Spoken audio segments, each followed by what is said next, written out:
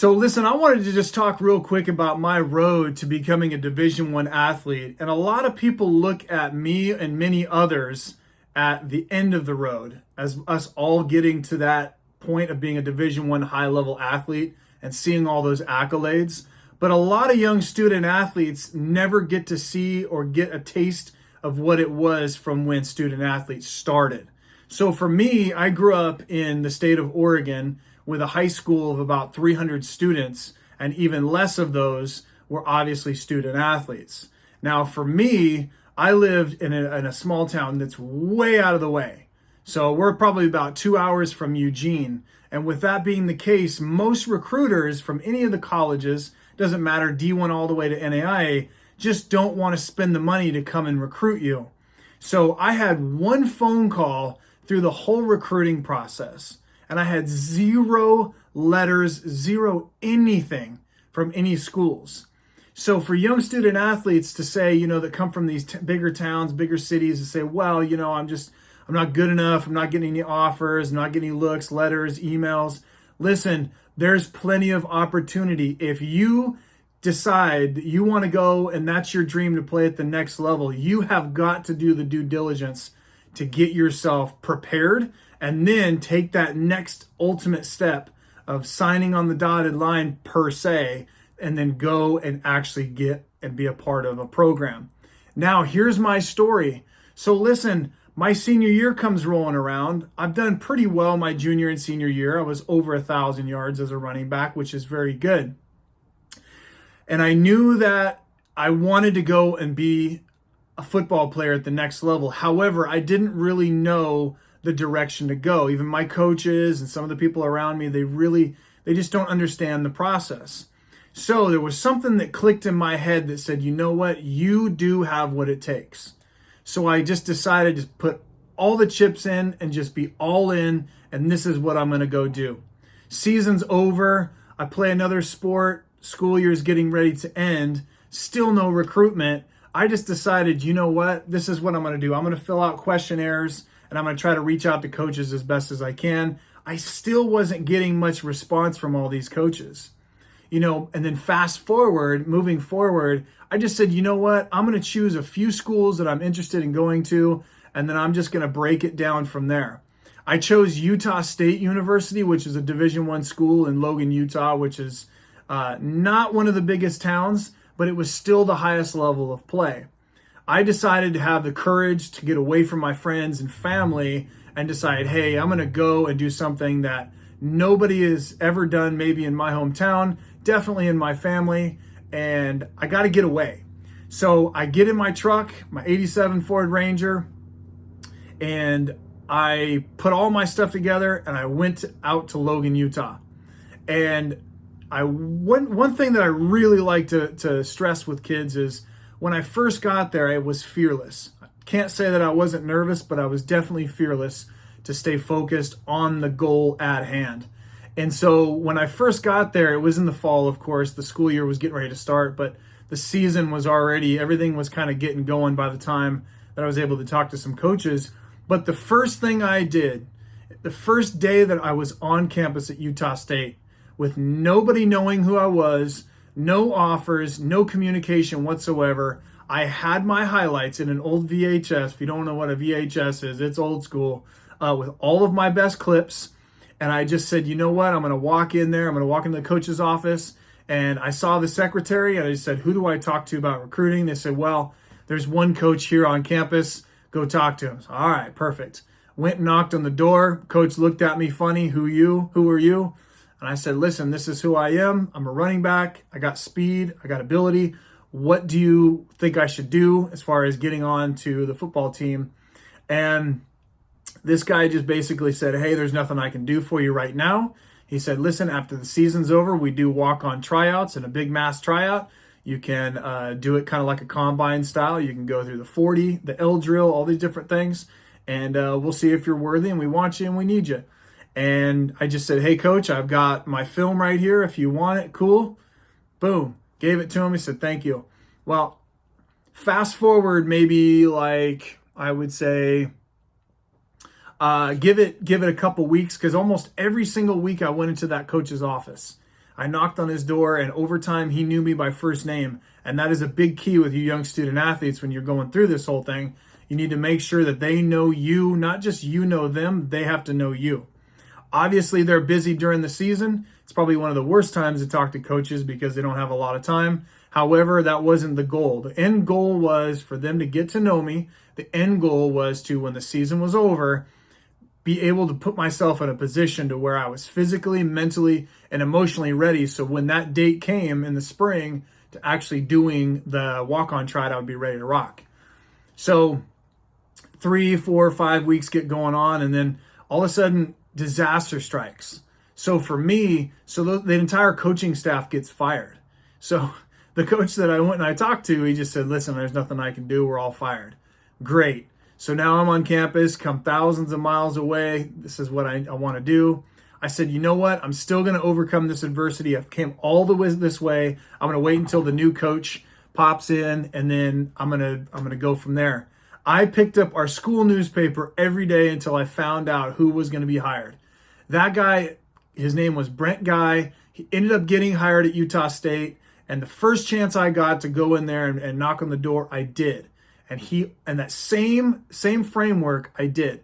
I knocked on that door until he knew me. And then once he knew me, I wanted him to just, over the course of the next however 3-4 weeks, get to truly know who I was. Coach, what do I need to do from now until that tryout to get on the football team or get ready for that tryout?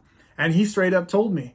And also keep in mind, a lot of you guys don't understand that coaches were walk-ons. So they'll also have, just like me as a walk-on, because there's multiple ways to walk on, right? There's a way like I did with a mass tryout, or you can come out of high school where they're already recruiting you. You're just not going to have a scholarship, and you're going to have to pay your way, but you'll still have a spot on the roster, basically holding pads, trying to earn your way. So with me, I kept staying on top of what I was told to do.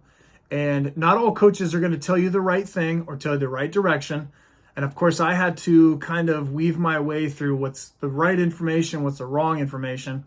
And so what I also did is I also reached out to a whole bunch of folks that were either a part of the program or had gone through the walk-on process.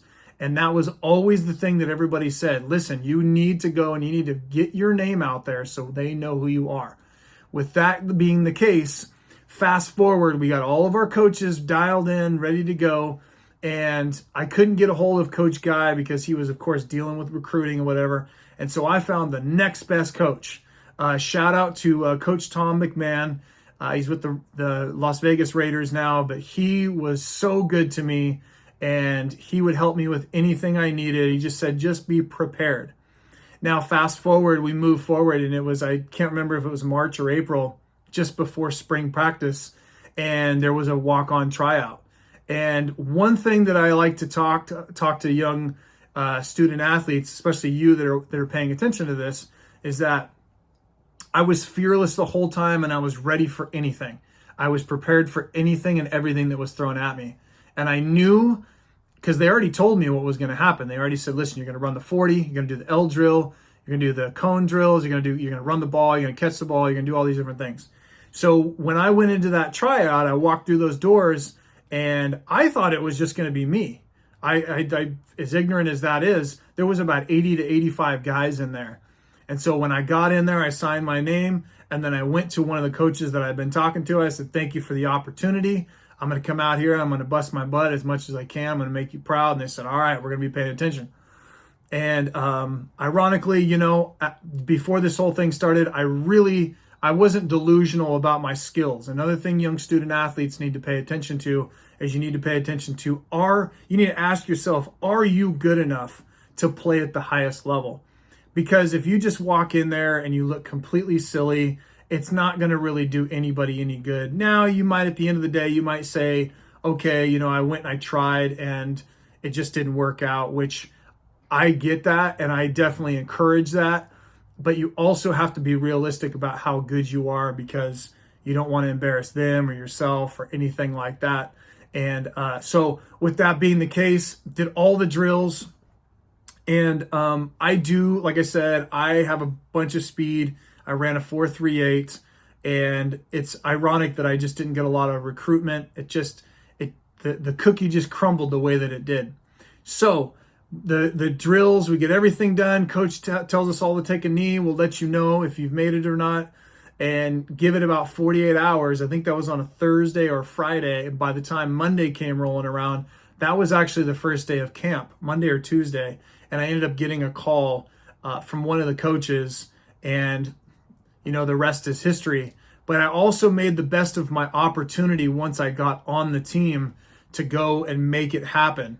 And so that first day when I was able to get my gear and be ready to play, I didn't know what to expect. I wasn't on scholarship. I knew I had to have a blue collar attitude like I grew up with. All of that mentality and everything was all about this one moment right here. And that's another thing. You have to be prepared for what is in front of you and what you're going to get. You never know what coaches are going to have you do. You never know how coaches are going to react to you. You're probably not going to get a lot of time. I assumed I was going to hold pads. The first practice, I'm telling you, is the craziest thing that ever happened. And I mean, it happens all the time. I had about 5 or 6 running backs in front of me, all on scholarship, all got hurt in drills.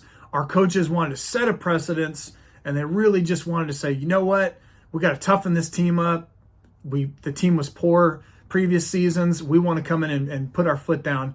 All of the running backs in front of me got hurt.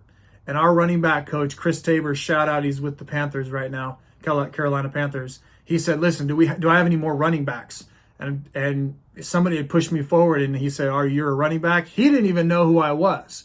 Most of the players are not going to know you when you make these teams and you're walk-on. They're not going to know who you are. But that doesn't matter, because you going on the field of play and making it happen in the moment is when it all matters. That's when they'll know who you are. It's all about moments. It's all about being patient, but it's also about timing.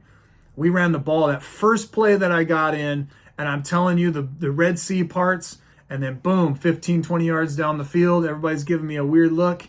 We're going to run it again. Ran it again. Same thing happened. So the moral of my story is making the best of your opportunities. No matter where you start, it's all about how you finish. It's very cliche, but if you have the right talent and the right ability and the dream and the drive and the right information and being fearless, a lot of kids are afraid to do it just because they're worried about what other people have to say, or they just listen to what other people say and they think that these people are right. These people are not right. Most people are jealous of you. Most people are going to put you down because it's easy to do that. It's not easy to say, you know what, I'm committed to this. I'm going to open the door and I'm going through. So I want to convey, and I want to really just get this out there, as this is one of my first videos on my channel. If you guys are really planning on doing something great, you're a junior, senior, listen, go all in on it. You will regret all those shots you don't take. So always get in there, always take shots. You're young, go out there and make it happen. And now I'm a collegiate football coach doing my recruiting and passing this on to you, the young student athletes. I want you to DM me. I want you to reach out to me if you need anything, if you have any questions, because my job is all about recruiting, and my job is also about development of young student athletes mentally, physically, and emotionally. And that's just what it's all about. And there's thousands of kids out there that are unwilling to take that step, and they don't have good examples to see that. And that's what I want to be for you guys. So go ahead and like, share, and subscribe to this channel. Listen, we're going to be pushing a lot of content out there that's going to hopefully motivate and push you into the next level of your dream and push you one step closer to your goal of being a next level student athlete.